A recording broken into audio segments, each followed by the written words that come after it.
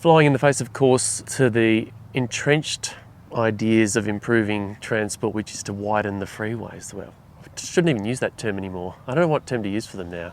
Toll roads often in most cities, but effectively they're a toll road here too. We just pay through it. Our noses through taxes. I was watching even at Scarborough on the weekend, the dynamic as the weather warms, where the increased parking they just put in at the south end of Scarborough Beach, with a lovely turnaround at the end of it. People were now parking around the turnaround. It was a nightmare.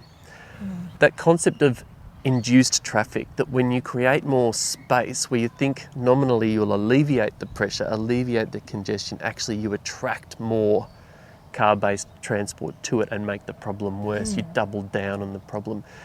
Why do we persist? What has your work turned up in terms of why we persist? Or is it that we find that concept pretty challenging to come to terms with? I don't know why. It's a well-known phenomenon called induced demand, and I don't know why. And even the ABC show Utopia had a great episode on this, and it's a hilarious clip actually that shows the changes to the road infrastructure and making the traffic move really well, and it's all green go and all lovely, and then as it evolves it all turns red and really scary in the image, and it's they say, well, this is 5 years later, this is what happens. So yes, by widening or adding an extra lane to the freeway, it's great at the moment, and people are saying, oh, they're saving minutes on their commute.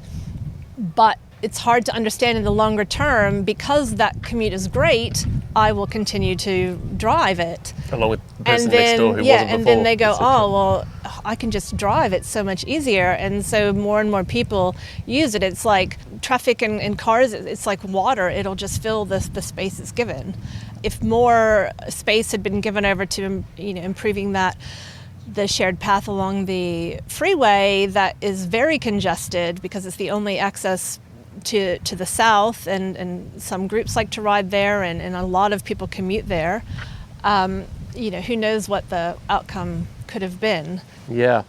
Tell me why in urban planning the metaphor is now that you think about your streets as your lounge room.